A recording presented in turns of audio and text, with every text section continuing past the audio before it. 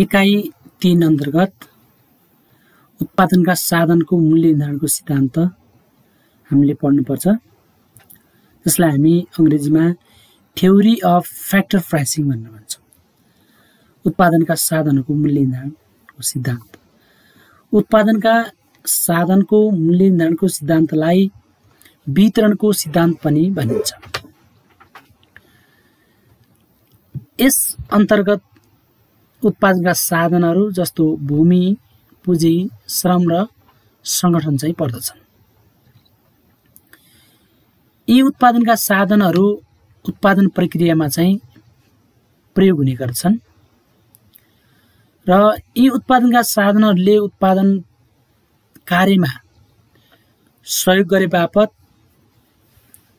अर्थात् योगदान गरे बापत भूमिले लगान, पुँजीले ब्याज, श्रमिकले ज्याला, उद्यमीले चाहिँ नाफा चाहिँ प्राप्त गर्दछन्। उत्पादन कार्यमा भूमिको प्रयोग गरे बापत भूमिपतिलाई दिइने रकम वा भुक्तानीलाई लगान भनिन्छ। त्यसैगरी पुँजीको प्रयोग गरे बापत पुँजीपतिलाई दिइने भुक्तानी ब्याज हो। श्रमको प्रयोग गरे बापत श्रमिकलाई दिइने भुक्तानी ज्याला हो। उद्यमशीलताको प्रयोग गरे बापत दिइने भुक्तानी वा रकम नाफा हो, जुन उद्यमीले चाहिँ प्राप्त गर्ने गर्दछ। अब हामीले ज्यालाको सन्दर्भमा चाहिँ कुरा गर्दैछौँ। ज्याला भनेको के हो त? श्रमिकले कुनै पनि काम गरे बापत दिइने रकम वा पारिश्रमिकलाई ज्याला भनिन्छ।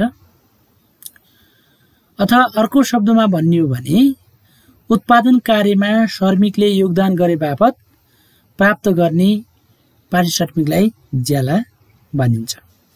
ज्याला श्रमको मूल्य हो, श्रमिकको मूल्य होइन। ज्याला उत्पादकले श्रमिकको श्रम प्रयोग गरे बापत सम्झौता बमोजिम घण्टा, दिन, महिना वा कामको अंशको आधारमा दिने गरिन्छ। ज्याला 2 किसिमको हुन्छ, नगदी वा मौद्रिक ज्याला र वास्तविक ज्याला। अब हामीले नगदी ज्याला वा मौद्रिक ज्याला, जसलाई मनी वेज भनेर भन्छौँ, र वास्तविक ज्याला, जसलाई हामी रियल वेज भनेर भन्छौँ। र अब हामीले यिनीहरूको अर्थ चाहिँ हामीले जान्न जरुरी हुन्छ, जसमा हामीले सबभन्दा पहिले नगदी ज्यालाको अर्थ के हो त? कुनै पनि श्रमिकले काम गरे बापत मुद्राका रूपमा वा नगद रुपियाँका रूपमा ज्याला प्राप्त गर्दछ भने त्यसलाई हामी नगदी ज्याला भनेर भन्छौँ। नगदी ज्याला वा मौद्रिक ज्याला भनेर भन्छौँ। जस्तो उदाहरणको लागि एउटा कारखानामा काम गर्ने व्यवस्थापकले अथवा कर्मचारीले महिनाको रु 30,000 प्राप्त गर्छ भने रु 30,000 नै उसको मौद्रिक ज्याला हो। अथवा कुनै श्रमिकले दैनिक रु 1500 पाउनु नगदी ज्याला चाहिँ हो। नगदी ज्याला अन्तर्गत चाहिँ नगद बाहेक अन्य अतिरिक्त सेवा सुविधाहरू चाहिँ हुँदैन। त्यस्तै गरेर वास्तविक ज्याला भनेको के हो त? वास्तविक ज्यालाको अर्थ कुनै पनि श्रमिकले काम गरेर प्राप्त गर्ने मौद्रिक वा नगदी ज्यालाले खरिद गर्न सकिने वस्तु तथा सेवाहरूको कुल परिमाणलाई वास्तविक ज्याला भनिन्छ। अथवा नगदी ज्यालाले किन्न सकिने वस्तु तथा सेवाहरूको कुल परिमाणलाई वास्तविक ज्याला भनिन्छ। यसलाई हामीले अर्को शब्दमा पनि परिभाषित गर्न सक्छौँ।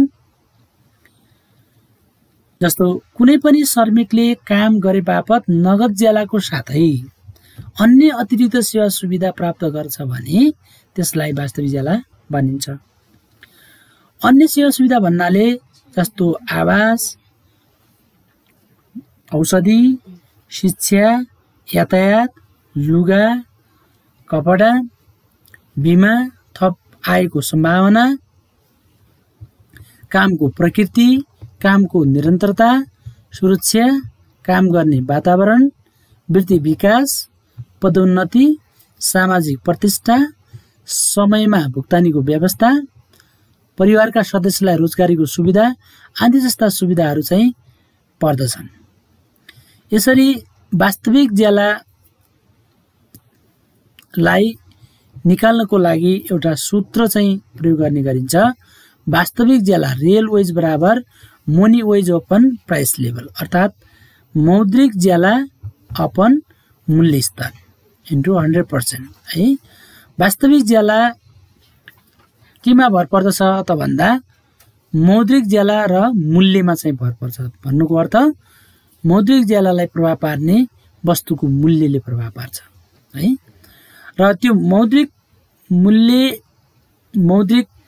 ज्यालालाई मूल्यले, वस्तुको मूल्यले अथवा वस्तुको चाहिँ क्रय शक्तिले चाहिँ प्रभाव पार्दछ अथवा मुद्राको चाहिँ क्रय शक्तिले प्रभाव पार्दछ भनेको। यहाँ चाहिँ मूल्य स्तर भन्ने बित्तिकै पर्चेज क्रय शक्ति हैन, मुद्राको क्रय शक्ति चाहिँ बढी छ भने वास्तविक ज्याला बढी नै हुन्छ। यदि मुद्राको क्रय शक्ति कम छ भने त्यसको चाहिँ कम हुन जान्छ। अब वास्तविक ज्यालालाई मूल्य स्तरले मात्र प्रभाव नपारेर अन्य तत्त्वहरूले पनि प्रभाव पार्ने गर्छन्, जस्तो आवास सुविधा, औषधि सुविधा, शिक्षा सम्बन्धी सुविधा, यातायात सुविधा, लुगा कपडा सम्बन्धी सुविधा, बिमाको सुविधा, थप आयको सम्भावना, कामको प्रकृति, कामको निरन्तरता, सुरक्षा, काम गर्ने वातावरण, वृत्ति विकास, पदोन्नति, सामाजिक प्रतिष्ठा, समयमा भुक्तानीको व्यवस्था, परिवारका सदस्यलाई रोजगारीको चाहिँ सुविधा आदि जस्ता तत्त्वहरूले चाहिँ वास्तविक ज्यालालाई चाहिँ प्रभाव पार्ने गर्छ। अब हामीले नगदी ज्याला, वास्तविक ज्यालाको चाहिँ अर्थ सम्बन्धी छलफल गरिसकेपछि अब आउँछ ज्यालाको जीवन निर्वाह सिद्धान्त। ज्यालाको जीवन निर्वाहको सिद्धान्तलाई शास्त्रीय अर्थशास्त्री डेभिड रिकार्डो र अन्य अर्थशास्त्रीहरूले प्रतिपादन गरेका हुन्। ज्यालाको जीवन निर्वाह सिद्धान्तलाई ज्यालाको फलामे नियम पनि भन्ने गरिन्छ। यस सिद्धान्त अनुसार श्रमिकहरूलाई त्यति नै ज्याला दिनुपर्छ जतिले ऊ र उसको परिवारलाई ठिक्क पुग्ने ज्याला चाहिँ दिनुपर्छ भन्ने यस सिद्धान्तको चाहिँ सार हो, अर्थात् मान्यता हो। त्यसकारणले जीवन निर्वाहको ज्याला भनेको के हो त? ऊ र उसको परिवारका सदस्यहरूको आधारभूत आवश्यकताहरू पूरा गर्न पुग्ने ज्यालालाई नै जीवन निर्वाहको ज्याला भन्ने गरिन्छ। अर्थात् श्रमिकका आधारभूत आवश्यकताहरू जस्तो घाँस, बाँस, कपास, स्वास्थ्य, शिक्षा र सुरक्षा जस्ता कुराहरू पूरा गर्न ठिक्क पुग्ने ज्यालालाई नै जीवन निर्वाहको ज्याला भन्ने गरिन्छ। यस सिद्धान्त अनुसार डेभिड रिकार्डोले के भनेका छन् त भन्दा यदि अल्पकालीन अवस्थामा श्रमिकहरूलाई ज्यालामा वृद्धि गर्ने हो भने, ज्याला बढाएर चाहिँ दिने हो भने श्रमिकहरू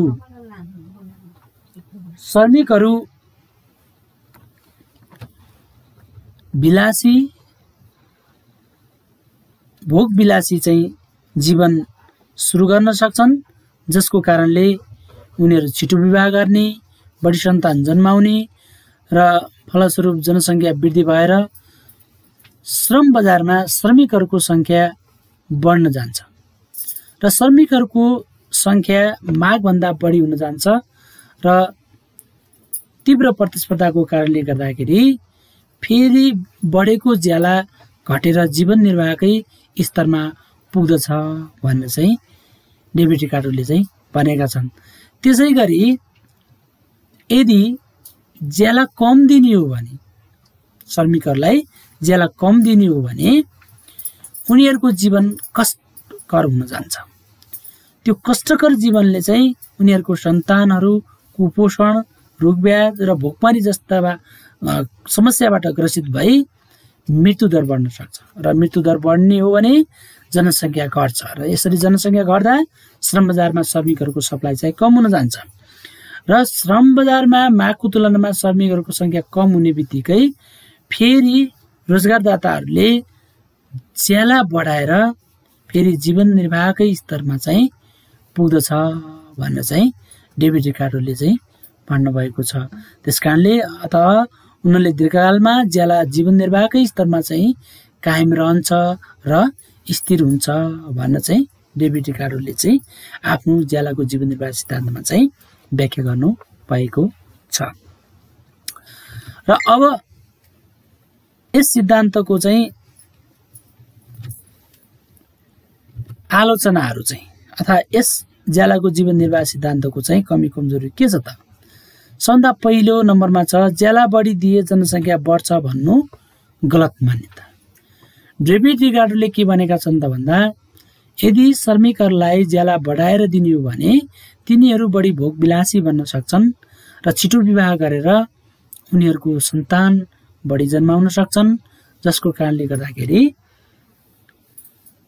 श्रमिकहरूको संख्या चाहिँ बढेर तीव्र प्रतिस्पर्धाको कारणले फेरि ज्याला चाहिँ घटेर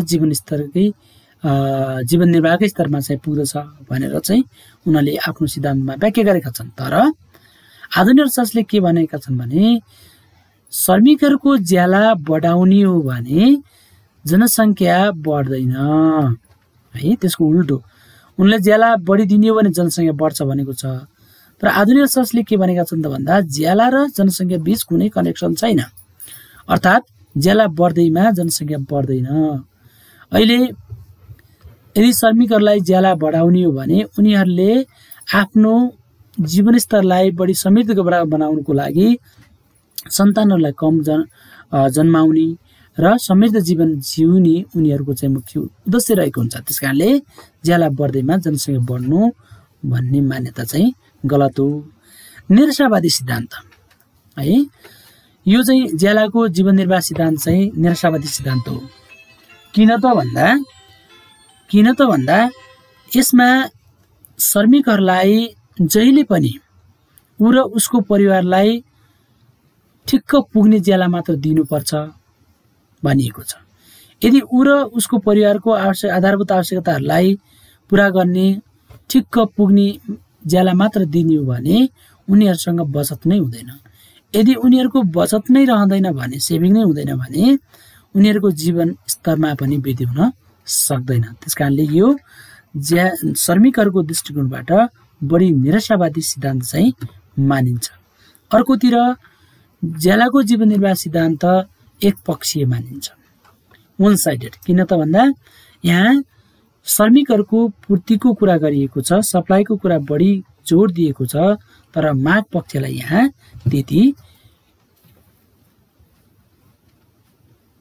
व्याख्या विश्लेषण गरिएको छैन अथवा माग पक्षलाई चाहिँ व्यवस्था गरिएको छ। त्यसकारणले यो एकपक्षीय चाहिँ मानिन्छ। श्रमिकको सीमान्त उत्पादकत्व आधारमा ज्याला नदिई केवल जीवन निर्वाहको लागि मात्र दिनु गलत हैन। यहाँ ज्यालाको जीवन निर्वाह सिद्धान्तमा डेभिड रिकार्डोले के भनेका छन् त भन्दा श्रमिकहरूलाई जीवन निर्वाहको लागि मात्र ज्याला दिनुपर्छ। यहाँ श्रमिकहरूको सीमान्त उत्पादकत्वलाई व्यवस्था गरिएको छ। सबै श्रमिकहरूको क्षमता, कार्यक्षमता, दक्षता एउटै हुँदैन। त्यसकारणले गर्दाखेरि सीमान्त उत्पादकत्वको आधारमा श्रमिकहरूलाई ज्याला दिने हो भने कार्यक्षमता, कसैको कार्यक्षमता बढी छ भने तिनीहरूको बढी ज्याला हुन्छ र कम कार्यक्षमता भएको श्रमिकको चाहिँ कम ज्याला हुन्छ। त्यसकारणले सीमान्त उत्पादकत्वको आधारमा ज्याला नदिई सबै श्रमिकहरूलाई एउटै ज्याला दिनु त्यो पनि कमजोरी नै मानिन्छ। त्यसै गरी श्रमिक सङ्गठनहरूको चाहिँ व्यवस्था गर्नु, ज्यालाको जीवन निर्वाह सिद्धान्तमा चाहिँ डेभिड रिकार्डोले श्रम सङ्गठनको चाहिँ उल्लेख गर्नुभएको छैन। श्रम सङ्गठनले अहिले चाहिँ आधुनिक अर्थशास्त्रीहरूले के भनेका छन् त भन्दा हरेक चाहिँ औद्योगिक क्षेत्रमा चाहिँ श्रमिक सङ्गठनहरूको स्थापना भएका छन् र ती श्रम सङ्गठनहरूले उनीहरूको पेसा गत हक हित र पेशागत विकास वृद्धि र विकासको लागि चाहिँ विभिन्न किसिमका दबावहरू विभिन्न किसिमका चाहिँ मागहरू रोजगारदाताहरू समक्ष चाहिँ राख्ने गर्छन् र दबाव सिर्जना गर्ने गर्छन् हडताल गर्ने गर्छन्। त्यसकारणले गर्दाखेरि उनीहरूले चाहिँ ज्याला बढाउनको लागि सेवा सुविधा बढाउनको लागि हैन रोजगारदातासँग चाहिँ माग गर्न सक्छन्। त्यसकारणले गर्दाखेरि यो कुरालाई चाहिँ डेभिड रिकार्डोले चाहिँ आफ्नो सिद्धान्तमा चाहिँ उल्लेख गर्न सकेका छैनन्। त्यस्तै गरेर व्यक्ति स्थान र समयअनुसार ज्यालामा भिन्नताको अभाव है डेभिड रिकार्डोले चाहिँ व्यक्ति अनुसार हैन स्थान र समयअनुसार ज्यालामा भिन्नता हैन हुनुपर्ने तर त्यहाँ चाहिँ सबै व्यक्ति सबै स्थान हैन र समय हैन लाई चाहिँ वास्ता नगरेर केवल श्रमिकको आवश्यकतालाई श्रमिक र उसको परिवारका आवश्यकताहरूलाई पुरा गर्ने मात्र ज्याला दिनुपर्छ भन्ने कुरा चाहिँ डेभिड रिकार्डोले आफ्नो सिद्धान्तमा चाहिँ उल्लेख गरेका छन्। त्यसकारणले व्यक्ति अनुसार स्थान अनुसार र समय सापेक्ष चाहिँ ज्याला पनि के हुन्छ त भन्दा समायोजन हुँदै जान्छ भिन्न हुँदै जान्छ हैन। यी कुराहरूलाई चाहिँ डेभिड रिकार्डोले चाहिँ आफ्नो सिद्धान्तमा चाहिँ समावेश गर्न नसक्नु यो पनि कमजोरी हो।